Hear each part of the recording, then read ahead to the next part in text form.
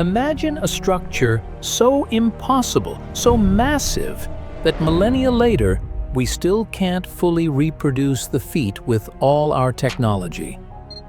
It was built 4,500 years ago in the scorching heat of the Egyptian desert, and it continues to defy logic.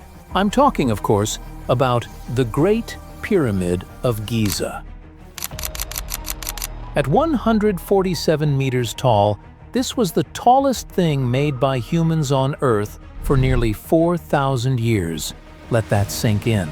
But the height isn't the biggest shocker, it's the weight. The total mass of this single pyramid is an astounding 6 million tons. To put that number into perspective, the entire Burj Khalifa, the tallest skyscraper today, weighs only 500,000 tons. The pyramid is 12 times heavier.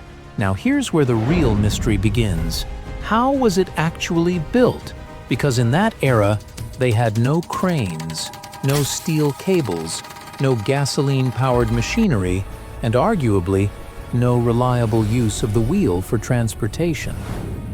Imagine building a modern airport terminal, but you only have bronze tools and sheer manpower. How did they lift and place millions of tons of stone, some of which came from 800 kilometers away?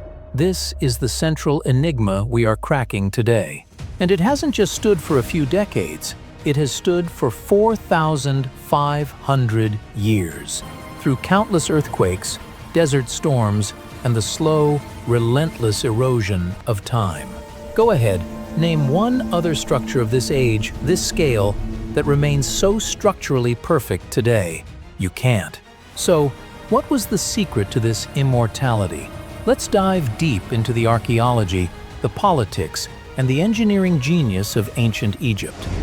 To understand the building, we must understand the builder. It is estimated that the Great Pyramid was completed around 2560 BC under the direction of Pharaoh Khufu, a ruler of the 4th dynasty. We know surprisingly little about Khufu himself. We only know he was the second king of his dynasty, and historians debate his reign length, with estimates ranging from 23 years to 34 years to even over 60 years. The pyramid is strategically located on the west bank of the Nile River, and it is not alone. It forms a powerful trinity with the Pyramid of Khafre, said to be built by Khufu's son, and the smallest, the Pyramid of Menkaure. While the Great Pyramid is the tallest, the three together form an unparalleled monumental complex. Now, why build them at all? The pyramids were not just monuments, they were eternal tombs. Ancient Egyptians held a profound belief in the afterlife, or what they called Aru. They believed that after death, the soul was judged by the gods in the underworld. For the pharaoh to successfully transition and live forever, his body and earthly possessions needed to be preserved and protected. Therefore, the pharaohs spent their lives accumulating everything they would need in the next world: food, jewelry, furniture, and other immense treasures. After their death, they would be mummified and sealed inside the tomb. When archaeologists entered the Great Pyramid, they only found 3 relics and an empty sarcophagus. This glaring absence of Khufu's treasures is what fuels so many outlandish alternative theories. The likely truth? Over those 4,500 years, the pyramid was almost certainly looted. But let's set the historical context aside and focus on the cold, hard science. We are facing the biggest engineering challenge in antiquity. How was the Great Pyramid built? How did they move stones weighing between 2.5 tons and a staggering 80 tons? And how did they cut them with such phenomenal precision, given their limited tools? Before we look at the facts, let's discard the most common myth. Hollywood films often depict the pyramids being built by whiplashed slaves. This is a sensationalized theory, primarily popularized by a Greek historian named Herodotus. Today, Archaeological evidence from worker camps shows the labor force consisted of highly skilled workers. They were not starved, they were well fed, in fact, better fed than the average Egyptian citizen, and they were supported by farmers who contributed labor during the Nile's flooding season. This was a national project, not an act of mass cruelty. Let's talk numbers again. The construction required 5.5 million tons of local limestone, 8,000 tons of granite, used for the burial chambers, and 500,000 tons of mortar. The granite was sourced from Aswan, a quarry nearly 800 kilometers away. Getting these materials was the first hurdle. To cut the softer limestone, they primarily used copper tools. But for the extremely hard granite, a much tougher material was needed.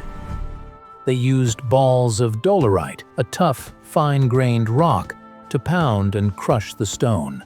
Think of it like a meticulous, back-breaking process of chiseling with another rock.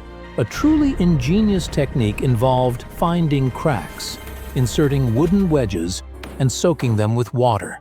The wood would expand, forcing the stone to split cleanly along the fissure. Now the core puzzle, transportation. Since large-scale use of the wheel was not practical, the best theory involves river rafts for the long haul, Aswan, and sledges for overland transport. This is where a fascinating 2014 study by physicists comes in. Based on a painting found in a later tomb, it shows workers pulling a giant statue on a sledge, with one man pouring water in front of it. Why the water? The physicists discovered that adding just the right amount of water, a precise 2% to 5%, to the sand transforms the surface. It stops being loose, dry sand and becomes stiff, almost like concrete. This simple change reduces the frictional force by half. Imagine trying to push a heavy box across a dry carpet versus a damp linoleum floor. The Egyptians were using applied physics to move 2.5-ton blocks with much greater ease. Moving the blocks horizontally is solved, but how did they lift them 147 meters? The answer lies in ramps. In 2015, archaeologists found a 4,500-year-old wooden ramp in a quarry. This evidence supports the main theory, an external or internal ramping system. Scholars debate which ramp was used. Was it a single, massive, straight ramp from the ground to the top? Or a more practical, spiraling ramp that wrapped around the pyramid? Or perhaps a zigzag ramp system, where blocks were pulled up one level, turned, and pulled up the next? To manage the angle, these ramps would have had to be immense. Another secondary method suggested is the lever system, like the shaduf used for irrigation, to slightly raise blocks and slide them into place. Now here's the problem that keeps this mystery alive. We know the pyramid was completed in about 20 years. If we take the total number of blocks, around 2.3 million, and divide it by the number of workers, around 20,000, and the time, 20 years, it means one stone had to be quarried, transported 800 kilometers for the granite, lifted, and placed every 3 minutes, 24 hours a day, 365 days a year. This speed is almost impossible with the proposed methods. This time crunch is the last great unanswered question. A quick, strange detail.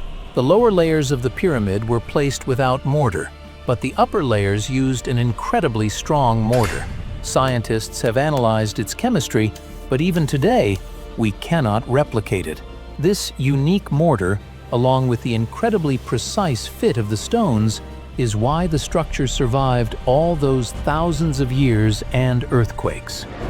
Finally, the external appearance.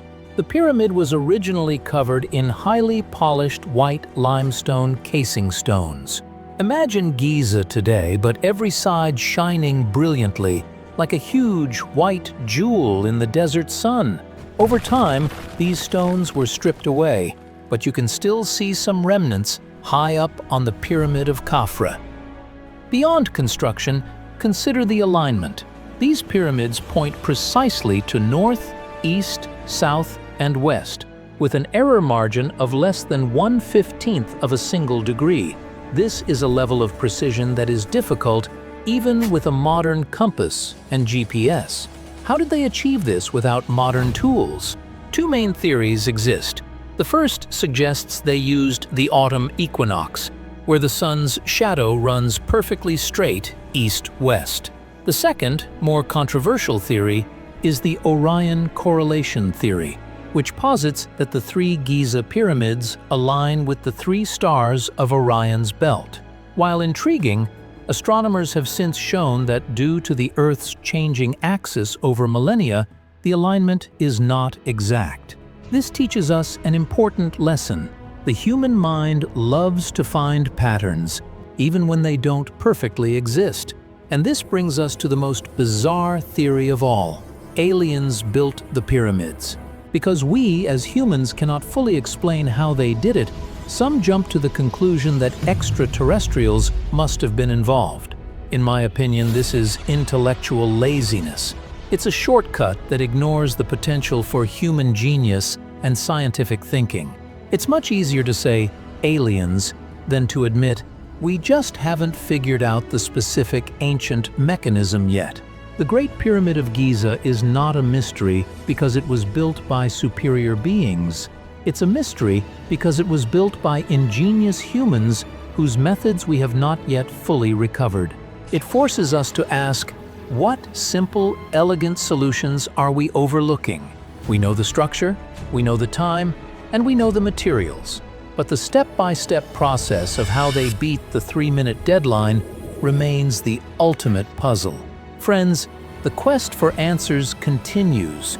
We must acknowledge what we know and clearly present what we don't, so that the next generation of archaeologists and historians can finally solve this great ancient riddle. What do you think is the most likely construction method? Let me know in the comments below. Don't forget to subscribe to Hive of History for more deep dives into the greatest mysteries of our past. Thank you very much for watching.